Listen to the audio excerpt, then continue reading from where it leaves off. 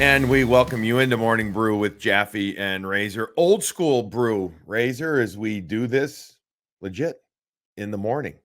I have already finished my Fazenda, but you're on the road. So, and I know you're not always a hot coffee guy. So I don't know if you've had any caffeine intake as of yet. How late did the flight get in from Carolina into No, Philly? the flight was fine. We were at the hotel. I was in my room in bed by right around 1, so wasn't too That's bad. not bad. But I have That's not done anything today. Yeah. Okay. So he got up, he's hanging out, he's in the hotel room. We appreciate that. Morning Brew with Jaffe and Razor greatly appreciates Fazenda Coffee Mhm. being our lead in pod sponsor. We can't thank them enough. And we can't thank them enough because hats are in stock. The link is live. Visit fazendacoffee.com/morning brew. And for those of you who wonder, how do you spell Fazenda? Fazenda, Fazenda. They're Boston's specialty coffee roaster. The hats are in. There's still a couple of Clean Canteen Traveler mugs as well. And so Pete and the guys over there did a special bundle that you get a bag of brew blend or any other coffee. You might not want the dark roast, so you look for another one, but you also get a hat and you get a Clean Canteen travel mug for $75, or you can do the hat alone for 30. Go to fazendacoffee.com/morning brew. And do not forget to check out Fazenda Coffee if you want to get some retail. A, you can get it at Whole Foods, but B, Razor, in the Boston area, we are now in Star Markets. And so you can go check out the Star Market shelves. That Morning Brew Blend is there. Thank you to Fazenda Coffee for being our lead in pod sponsor. All right. I got to bring the energy now the rest of the show.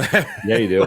Like that Yeah, you do. because oh Oh, mama, to borrow a phrase from my friend Razor, I say yeah. holy smokes, he says oh mama. Whoa mama. Whoa mama me that one last night. There's really not too much to analyze from the 8-2 drubbing that the Bruins took at the hands of the Carolina Hurricanes, who look a heck of a lot better than perhaps some people thought coming into this season. And the Bruins, on the flip side, partner, look a hell of a lot worse than some people, hand being raised here, thought they would coming into this season. You were there. You survived the wind tunnel that is Carolina. What's it called now? Lenovo Arena or Lenovo Center, whatever. Uh-huh. Um, Buddy, doing that game from the studio, though, you want to talk about bad vibe? That was bad vibe for me. What about you being in Carolina? Yeah, no, there was I've been in that corner a lot in my life and in my career, and I had some PTSD that one sitting there with Corpy and then sitting there with Swayman for the entire game. It was that was a tough one for the goaltenders and a tough one to watch from that corner. It just like you said, there was nothing, right? There was just nothing. No energy, no, just a lot of blah, and that's yeah, I felt bad for everybody involved. It was not fun. Razor, at what point, because we have said recently, outside of Toronto, they're 1-4-1 now in their last Mm, 6 games. We have discussed, whether directly or commented indirectly, about the lack of energy, about the lack of compete at times, about the lack of Boston Bruins defensive structure. Okay. But let's start with the energy. I mean, there has to be some. I'm not talking concern as in like, okay, it's early concern. No, doesn't there have to be some major concern now that the energy just isn't there, and you can visibly see it now. You can see it in their faces. You can't. You can see it in their body language. And how do you address that? Because you can't, whip them every game and rip into them every game. And on the other hand, you can't coddle and say it's going to be okay. So you've been on some teams that have been high and some teams that have been low. When the energy's low like this, what the hell do you do? well, the players, I mean, it's a they're a bunch of pros, and it's up to them. It's their job to get themselves out of it. There's guys that have a lot of money at stake, right? And we've talked about those guys 2-3 weeks ago about what the season was going to look like for them and extensions and um so there's a lot on the line for those guys, and they've got to find a way today here in Philly to do whatever it takes to be ready to bring that tomorrow. And Listen, it snowballs quick. As fast as it snowballs the other way, and it has here on this team in the last 9 days, it comes back quickly too. And the core guys would know that. The guys that have been in this league a long time, they know that the energy comes back with one lucky play or one block shot or just one thing, and it snowballs, back down the hill rather than up the hill the way it is for them right now. So I think that's the message is, whatever you have to do for yourself to get going will somehow spark the rest of the team at some point. But it wasn't there. It wasn't there last night, and Carolina didn't give them a sniff. Didn't let them get out of it in any way whatsoever. For a team that prides itself on its defensive prowess, the structure, etc., why are they having such a hard time? I have my flaws. I'll ask you, but Yeah. Why are they having such a hard time picking up guys, picking up the right players, doing the right thing with the puck?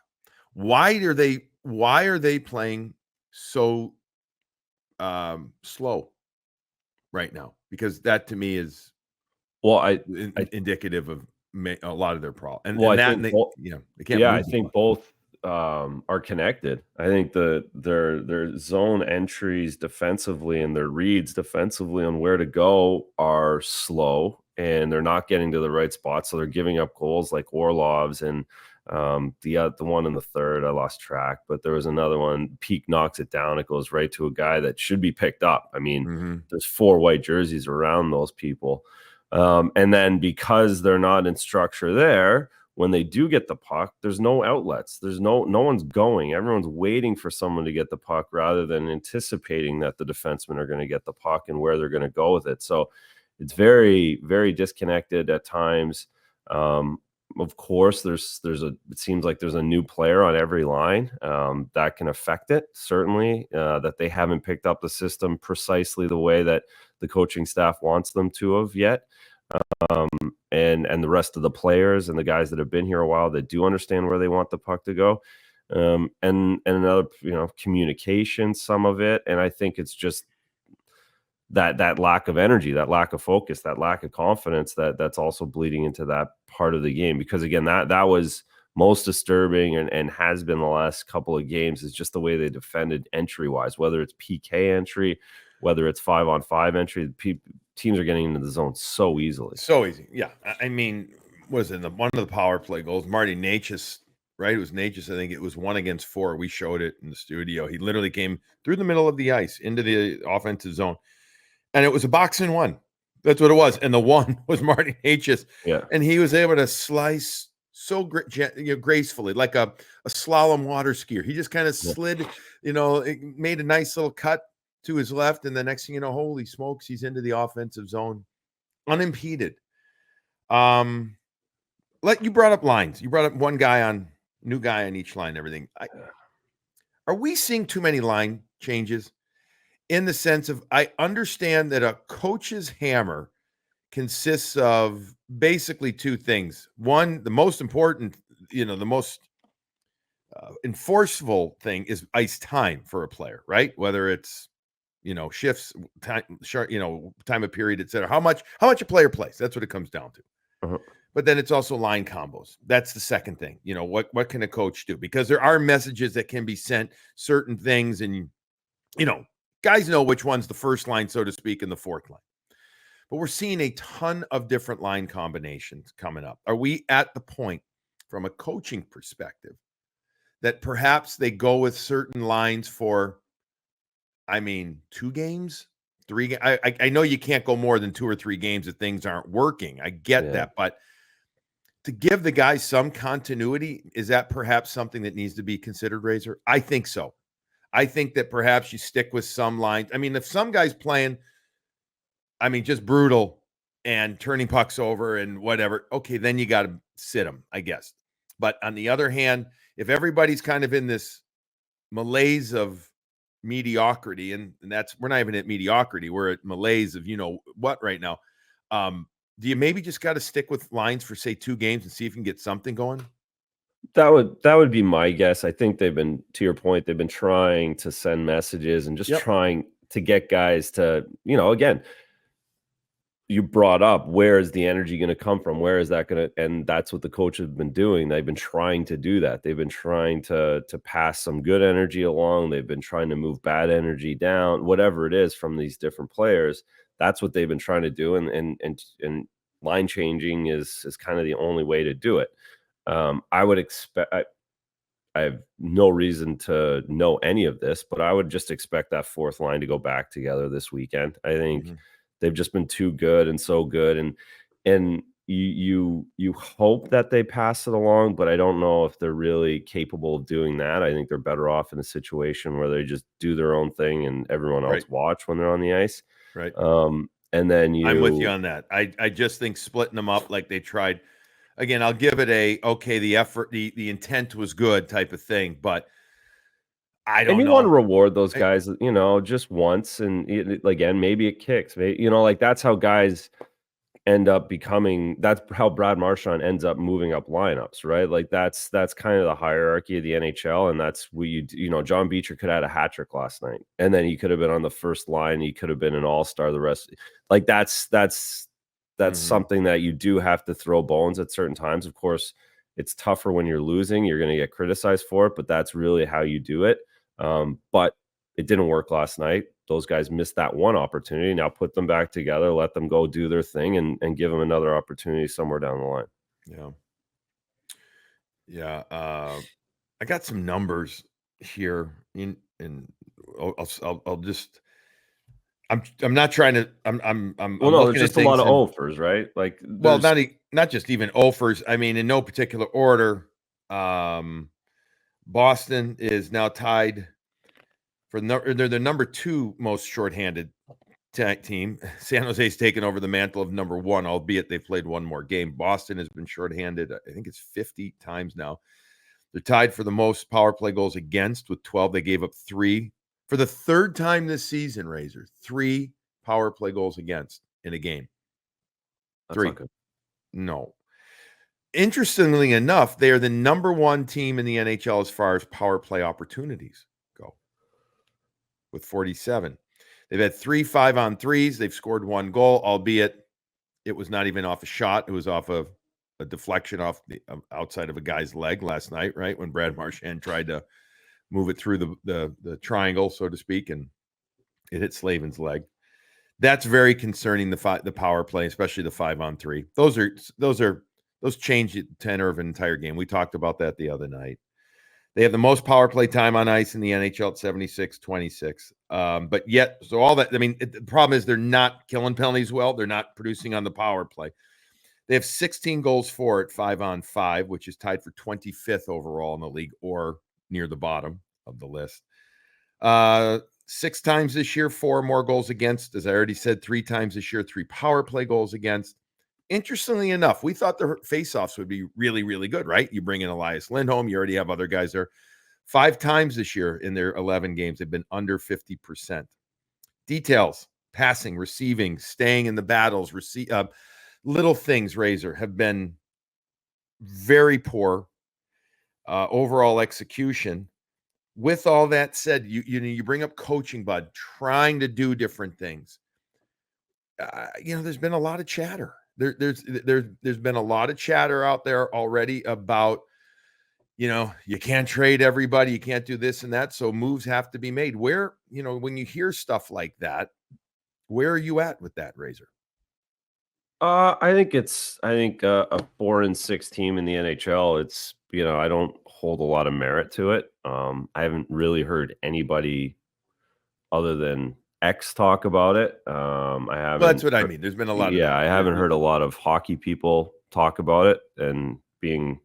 So, and you gotta gut through it. We gotta work through it, and the coaches have to continue to grind, which they are, and figure it out. And again, there's enough guys in the room and on that bench that recognize that this does happen. It's not ideal at the start of the season to go 4-6 because you're going to get criticized and you have to fight through it. But 4-6 isn't the end of the world on the other side of it either. So, of course, we all understand the criticism. I get it. I think all the people in the room and in the organization understand it. But This is a place that has had 3 coaches in 15, 16, 17 years. I don't, there's some patience involved as well. Patience, yes, but when you get to the point, I mean, you've been on teams. You've been on good teams and you've been on some not so good Yeah. teams. As a player that's been on those teams, as a former Bruins player, been on those teams, can you feel when things are just done? Can you feel when you just know, or is there always, as a player, have you always experienced where you've just said, okay, like you said, we got to work our way out of this and it could be all right? Or have you had times where you're like, no, I know it's done? Certainly not this early in the season. You know it's done when you go on like a 9-game losing streak in January or February, and you're like, oh, all right, I'll start booking my flights for Mm-hmm. Cancun. Mm-hmm. So no, like again, it would, and again, it would be if it was an 0-9 start right now, it'd be different too. Like it is 4-6. It's they're right there. I know it doesn't look it, I know it doesn't feel it, and they can take criticism for it. But they're 2 wins away from getting back to that 500 and going on a roll. Have I? So the answer is not this early in the season. I've never, whether we started 500 or we started in Dallas, I think we started 8-0 once. I think in Toronto we started 3-5. Boston the year we won the division, we weren't very good until end of December, and we started going on a run. So there's all different vibes. It's a stressful league, it's a stressful Yes. place, and when you're not 9-0, it's not really that much fun of a league. It really isn't. And that's where this group is right now, and they have to take the outside heat. I think that, but I do think, you can tell me I'm full of it, but I mean, it's kind of justified, the outside heat, given that. Oh yeah. Give right. I mean, okay, we agree on that, because they haven't, especially in the last 6 games. You take out the Toronto game, and it's the optics, it's that eye test of, okay, it's going to be okay because of this, it's going to be okay because of that. We have not, I haven't, I'll ask you, but I'll make a statement and ask you. I have not seen nearly enough from the players that are going to be the ones that pull this team out of it to justify saying, I feel it's going to be fine. I have confidence in that. Because as much as I love what I've seen from Koepke, Kastelik, Beecher, for the most part, with regard to, I mean, they're doing their job. I look at the guys that have to pull this team out of it, the star players, the long-term players, there's a plethora of them. You start at the top, and it's the top, we'll call them 6, 7 guys. But we haven't seen nearly enough from them to say, okay, it's going to be all right. Hang in there, folks. So I guess hypothetical questions are very hard to answer, but how much longer do you wait if you don't see to make something? And I don't know what that something is, some move, something, if we don't see some of those top guys get going, Razor. Yeah, well, so I'll be the the other side of that, and the reason why, like, these guys, those 6, 7 guys deserve some benefit of the doubt for what they've done in their careers, and they fought through a lot of adversity, all of them. They've never given anybody a reason to think that they don't care, to think that they are mailing something in, to think that they're not going to fight through a little bit of a bad stretch. So that's where I go to be with. clear, I'm not saying Yeah. you said, but I'm not saying they don't care. Yeah. I'm saying that they haven't been able to perform at a level that is going to take them personally and as a team out of this malaise that they're in. Yeah, of course. And guys that, again, if there was a group of guys that had never done it before, if it was a younger core who we hadn't seen this from, or we'd seen patterns of it allowing them to slip away, then I don't think the benefit of the doubt is deserved. In this situation, I do. They've gone, they've a lot of guys have seen this at some point in their career. So that's where it is. But to your question, exactly like how much more time do they have? Of course, the window closes a little bit. The leash always gets shorter when you're not playing well, and you're looking at the schedule. They're in Toronto Tuesday night. Like, there's no real break. There's Nope, not nothing right that's now. there's no break that's really going to allow them to take a deep breath. So, you're probably still looking at, I don't know. I guess if you lose 10, if you only win one of 12, then we're, it's a whole nother situation. They're going to win a game this weekend. And, like, that's the way I see it. And then they're still trying to find it, I guess. So hypothetically, if they lose the next 5 in a row, then yeah, then we're in big trouble, I guess. But Yeah. I don't, I mean, it's a you lot. have to, and again, it's a hypothetical, so it's just an opinion thing. How much you think? I think if they go a couple of more games, Razor, that I just think, especially if they're the kind of efforts that we've seen, the last few, where they really can't get anything going. That's when I think, something, player movement. I don't know what it is, but something has to be done. Yeah. Something has to be. I know there's no practice. It's today in Philadelphia. You have an afternoon game Saturday. You got a late afternoon game Sunday. Sports science says no skating today. Okay, Says, so they don't. That's fine. I mean, to me, that doesn't matter yeah. one way or another. Give the body the rest. You get in. But could we see? Is it time just to call up a few of these guys from the American League and just say we're gonna go with you?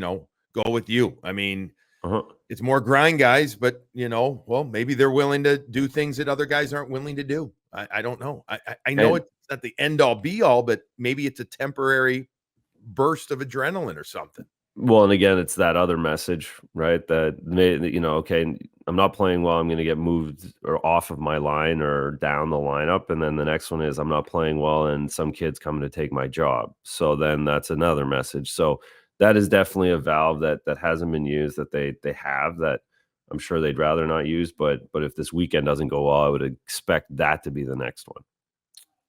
Well, yeah. I mean, again, to me, it's going to be, how does it look? Especially, it's about, now, see, to me, I always say it's not always about winning, but it's how the effort, how it looks. I mean, coming off a Philly game that was not a good look, and then the Carolina game that, understatement, was not a good look.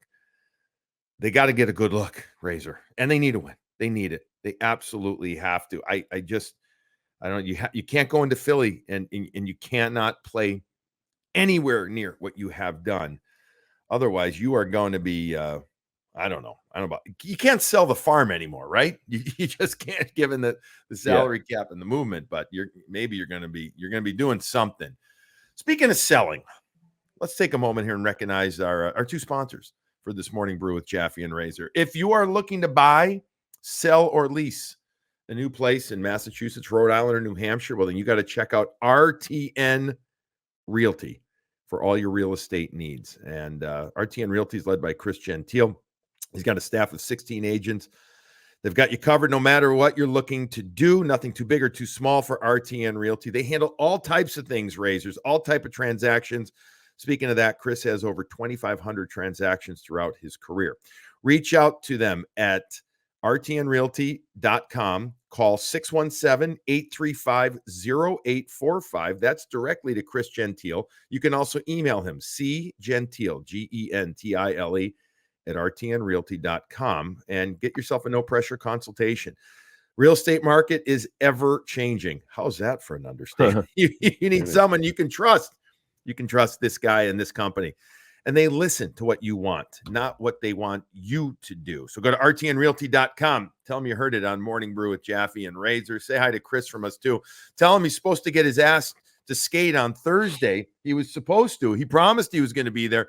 And then all of a sudden, Unacceptable. Busy man though. He's a very, very busy man. Graciano Construction, speaking of busy, Doug Graciano and his crew, Razor, are always looking to revitalize and refresh your space. And because of that, they're one of the best around. They're always busy. Bathrooms, kitchens, porch projects, garages, even full renovations, everything. Hey, even painting. Check out Graciano Construction.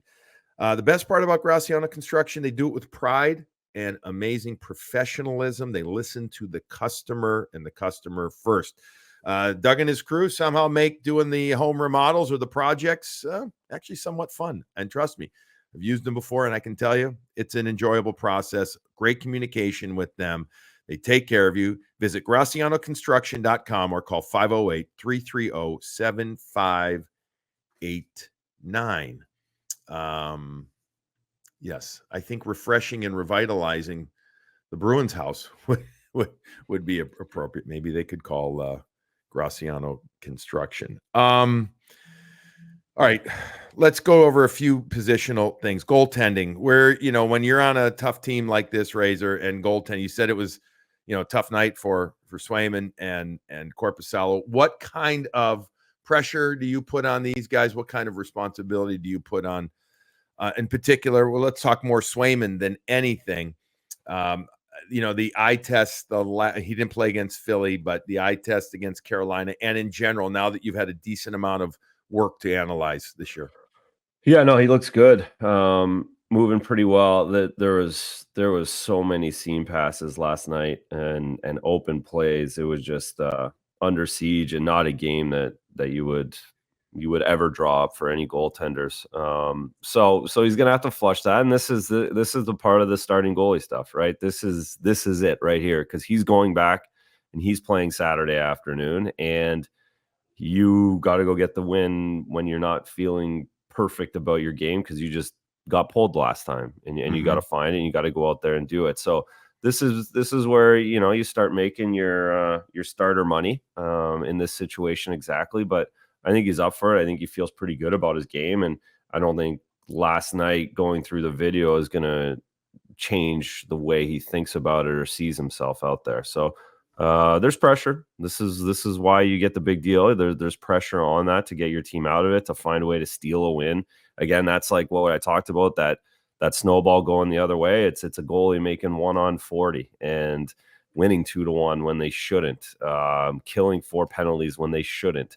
That's a big part of goaltending and in this league, and turning things around. And I would say that the Bruins are at the point where they would do a lot for one of those kind of games. David Pastrnak picked up a couple of assists in the game against Carolina. He now has 10 points in 11 games on the season. Now that you've had, these amount of games too, we've had these amount of games to analyze. Speaking of the big contracts, the big bucks, et cetera, obviously he's the biggest of them all in the Bruins. Where are you at with where he is at in his game? Yeah, the good news is he's getting points. I mean, he is in on everything. It just, he's like one of those guys that doesn't look perfect right now. But he does his thing, and it's he relies on a lot of other guys. Like he can create on his own after having a bad game by himself, and he did that in overtime earlier in the season, I think. And so it's hard to really judge David by watching. If he's getting points and scoring, then that's kind of what he does. What about, again, as we go through a few other guys, another big contract, Charlie McAvoy. He has, he struggled at times, especially running the power play. That has been, at least, the other night, last night, amended to look different and everything. But here's your guy that is going to, play between 22 and 26 plus minutes a night, right? That you need. And it's been a very uneven start to his season. And again, for this team, and much earlier in this pod, I brought up, the top guys, and we're going through them kind of individually right now. He's one of those guys that's going to touch the game in so many different ways, Razor. Where are you at with what you've seen? Yeah, and for Charlie, it does need to look a certain way, right? Right. Again, he's kind of the opposite of David from my perspective or view or opinion. And it hasn't always looked that way yet for him. Getting into rushes, he needs to create offensively for this group. I mean, you look around the league, number one defensemen are creating a lot of offense for their teams. So He seems a little off, and maybe it's just a big hit that he needs to throw. Be a little more physical, something that just But sparks everybody, because we haven't seen a we lot of it. haven't seen that, right? No, And that we okay, haven't. you bring that up, and I was going to talk about his impact on the game. I would take just that kind of the old, Step chuckles up on type the right thing, side. right? Yeah, exactly. Take a penalty or something, like, even Why just to haven't do it. why do you think we haven't is this are we at is and this goes back to the comment about the zone entries, and Barry and I talked about it in the studio last night. See, to me, when you see teams backing up and you allow these kind of zone entry, it's all You're about, done. You're well, done. you're done, but it's all about a lack of confidence. It's Yeah. all about it's self-protect mode. That's what it is. Mhm. And by the way, you know this, you see it at It's a 13, 14 10. year old Yeah, hockey, and literally. it's the same thing you see at big boy at the NHL level when Mhm. the confidence is lacking and you say, "Oh no, I need to protect instead of defend." There's a defending is meeting, protecting is backing up. And in particular, a guy like him, it has been so stark, the contrast between how he regularly did it the last couple of years and now. And I'm having a hard time understanding that or comprehending that. And is it because there's not enough back pressure? Is it because they're facing too many odd rushes? Or is it because he just doesn't seem to have the same kind of view of things out there, meaning what he needs, what he can do? Yeah, and we need to find that out, or that's what the coaches and Charlie need to find out in the defense in general, because there is a lot of that. And it could be as simple as just go. But right, could conversation this afternoon, tomorrow morning, where it's just go be physical, go get goals, go, and let's turn it around that way. So it is hard to again. That's what's interesting about I don't know if it's player, like, it's kind of everything, and that's where it's hard to say, okay, are the coaches having them back off when they should be going forward? Are the players just not doing it? It's hard to see that. It's not evident to me. It's just one or the other, if not just all of it combined. And again, you want to see something a little bit different than we've seen the last couple of games out of the best guys, and how they make adjustments. So they have It's an just opportunity. they do have an opportunity. Again, it's just concerning to me because I don't see the same confidence from some players. But And so again, to that point though, like, Charlie's not going to lose it forever, right? Do we like you can't really believe that, right? So that's where my optimism comes from, is that it's Charlie, it's David, it's Brad, it's the guys that have done it before. They don't just lose it in the NHL. It just doesn't work that way. okay, well, they have, but other guys, and we talked about this many podcasts ago about that hit those career highs last year Yeah. had only done it that one time, basically, in no particular order. The Trent Fredericks, the Charlie Coyles, Morgan Geekies, they've done it. Well, a guy like Coyle's done it twice. He had a good year in Minnesota. We're talking statistically, points wise and everything. So he's done it maybe twice, but you know what I mean? It's not a Yeah. regular thing. I don't know if the top guys that you just brought up that aren't going to be that way forever, right? If they can do their thing totally, if those middle guys aren't there to support them. And, And you know, again, that's the other thing. Is it the top guys bringing guys up? Is it the bottom guys bringing up the bottom? Is it the middle guy? Like, that's kind of where it's going. And I do think, to your point, I mean, there's been there's been 8 different guys score a goal in the last 6 games.